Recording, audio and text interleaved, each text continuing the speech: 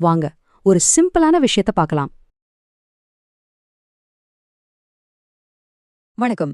ட்ரேடிங்கிறது ஒரு வகையில கடல்ல சர்ஃபிங் பண்ற மாதிரி தாங்க. ஒரு செம்ம திறமையான சர்ஃபர் என்ன பண்ணுவார்? சரியான அலை வர வரைக்கும் காத்திருந்து, கரெக்ட்டா அதுல ஏறி, அந்த அலை அதோட உச்சத்துக்கு போய் திரும்புறதுக்கு கொஞ்ச நேரத்துக்கு முன்னாடி அழகா வெளியேறிடுவார். அவர் அலைய உருவாக்க முயற்சி பண்ண மாட்டார். அதோட போக்க படிச்சு, அதுக்கேத்த மாதிரி செயல்படுவார். இதுதாங்க ஒவ்வொரு ட்ரேடரும் கேக்குற மில்லியன் டாலர் கேள்வி.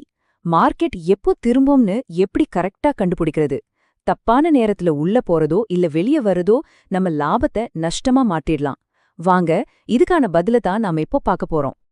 இந்த டெக்னிக்கோட பேரு தான் ஸ்விங் ட்ரேடிங். அதாவது மார்க்கெட்ல நடக்கிற சின்ன சின்ன ஏற்ற இறக்கங்களை அந்த ஸ்விங்ஸை யூஸ் பண்ணி லாபம் பார்க்கறது. நம்மளோட வேலை கரெக்டான அலைக்காக வெயிட் பண்ணி அதுல ஏறி சரியான நேரத்துல வெளியே வர்றது தான்.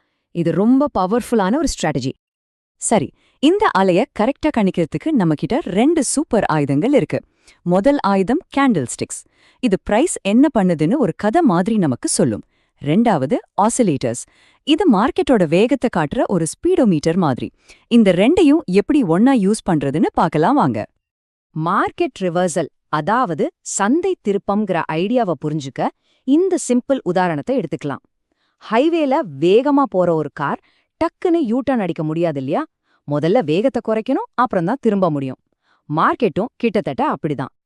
அதாவது ஒரு ட்ரெண்ட் மேல போயிட்டே இருந்து அப்புறம் ஸ்டாப் ஆக்கி அப்படியே கீழே திரும்புற அந்த பாயிண்ட் தான் ரிவர்சல். இந்த திருப்பு முனைய கண்டுபிடிக்கிறது ஒரு புதையல கண்டுபிடிக்கிற மாதிரி. ஏன்னா இங்க தான் பெரிய லாபம் பார்க்கறதுக்கான வாய்ப்பு ஒளிஞ்சிருக்கு. சரி, அந்த யூட்டர்ன் வரதுக்கு முன்னாடி நமக்கு 2 வார்னிங் சிக்னல் கிடைக்கும். ஒன்னு, மார்க்கெட்ல ஒரு மாதிரி குழப்பமான நிலைமை உருவாகும். வாங்குறவங்களுக்கும் விக்கிறவங்களுக்கும் நடுவுல ஒரு இழுபறி போட்டி நடக்கும். ரெண்டாவது, ரொம்ப முக்கியமா மார்க்கெட்டோட வேகம் குறைய ஆரம்பிக்கும். இந்த வேகம் குறையறத கண்டுபிடிக்க நாம யூஸ் பண்ண போற டூல் தான் ஆசிலேட்டர்.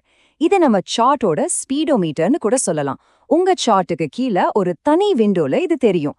பிரைஸ் எவ்ளோ வேகமா ஏறுது இறங்குதுன்னு இது பக்காவா காட்டிடும். இப்போ ஒரு குட்டி பிசிக்ஸ் லெசன். பயப்படாதீங்க, ரொம்ப சிம்பிள்.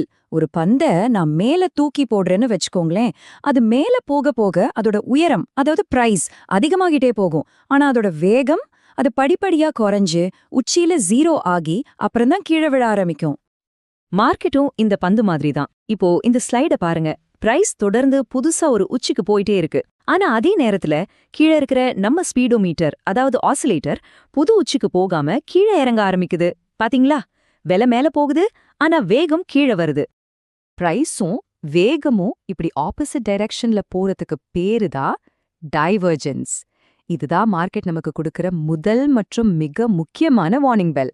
கவனம், வண்டியில பெட்ரோல் தீந்துடுச்சு, வண்டி சீக்கிரம் நிக்க போகுதுன்னு நமக்கு சிக்னல் கொடுக்குது. ரொம்ப முக்கியமான விஷயம் என்னன்னா, டைவர்ஜென்ஸ் ஒரு வார்னிங் மட்டும்தான். அதை பார்த்த உடனே ட்ரேட்ல குதிச்சிடக்கூடாது. வானம் மேகமூட்டமா இருந்தா மழை வரலாம், ஆனா எப்போ வரும்னு உறுதியா சொல்ல முடியாது இல்லையா?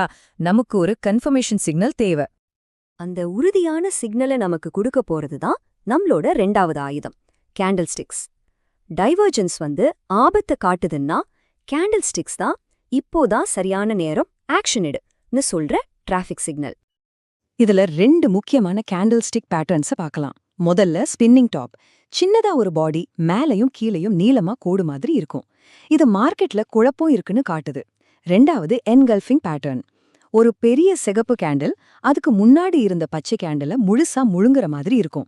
இதுக்கு அர்த்தம் விற்பனையாளர்கள் முழு கண்ட்ரோலையும் எடுத்துட்டாங்கன்னு அர்த்தம். இப்போ நாம இத ரெண்டையும் ஒன்னா சேர்க்க போறோம். இதுதான் ப்ரோ ட்ரேடரோட ஸ்ட்ராட்டஜி. ஸ்டெப் 1, ஸ்பீடோமீட்டர்ல, அதாவது ஆசிலேட்டர்ல டைவர்ஜென்ஸ் இருக்கான்னு பாருங்க. இருந்துச்சுன்னா ஸ்டெப் 2, பிரைஸோட உச்சியில ஒரு ஸ்பின்னிங் டாப் இல்லனா என்கல்ஃபிங் பேட்டர்ன் உருவாகுதான்னு பாருங்க. இந்த 2 சிக்னலும் ஒரே நேரத்துல வரும்போது அது நமக்கு ஜெயிக்கிறதுக்கான வாய்ப்பு ரொம்ப அதிகமா இருக்கிற ஒரு ட்ரேட் சிக்னல். இது ஏதோ கண்ண மூடிட்டு சுடுற மாதிரி இல்ல, ஒரு ஸ்னைப்பர் கரெக்டா குறிப்பாத்து சுடுற மாதிரி ரொம்ப துல்லியமா இருக்கும். இப்போ உங்களுக்கு ஒரு கேள்வி வரலாம், ஏன் 2யும் சேர்த்து பார்க்கணும்? ஏதாவது ஒன்ன மட்டும் வச்சு ட்ரேட் பண்ணக்கூடாதா? கூடாது.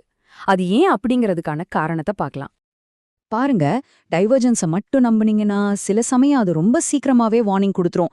ஆனா பிரைஸ் இன்னும் கொஞ்சம் மேல போக வாய்ப்பு இருக்கு. அதே மாதிரி ஒரு கேண்டில் ஸ்டிக் பேட்டர்னை மட்டும் நம்புனீங்கன்னா அது மார்க்கெட்டோட ஒரு தற்காலிக இரைச்சலா இருந்து நம்மளை ஏமாத்திடலாம். 2யும் சேர்க்கும் போதுதான் இந்த தவறுகளை தவிர்க்க முடியும். அதனால நண்பர்களே நல்லா புரிஞ்சுக்கோங்க, ஸ்விங் ட்ரேடிங் ஒரு அதிர்ஷ்ட விளையாட்டு கிடையாது. இது ஒரு கலை. கடலோட அலைகளை படிச்சு அதோட வேகத்தை கணிச்சு சரியான நேரத்துல அது மேல ஏறி சவாரி பண்ற மாதிரி. இந்த முழு பகுதியோட சாராம்சம் இதுதாங்க. உங்களுக்கான வின்னிங் ஃபார்முலா 2 ஸ்டெப் தான். ஸ்பீடோமீட்டர்ல வர டைவர்ஜென்ஸை வச்சு மார்க்கெட் திரும்ப போகுதுன்னு கணிக்கணும். அப்புறம் கேண்டில் ஸ்டிக்ஸை வச்சு எப்ப உள்ள நுழையணும்னு சரியான நேரத்தை உறுதி செய்யணும். இப்போ உங்களுக்கான ஒரு சின்ன ஹோம்வொர்க்.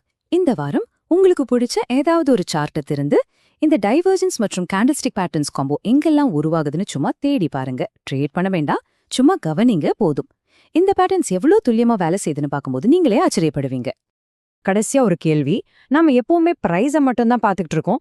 ஆனா ஒருவேளை உண்மையான கதை பிரைஸுக்கு பின்னால ஒளிஞ்சிருக்கிற அந்த வேகத்துல இருந்தா என்ன பண்றது? அடுத்த முறை சந்திக்கும் வரை இத பத்தி யோசிச்சு பாருங்க. நன்றி.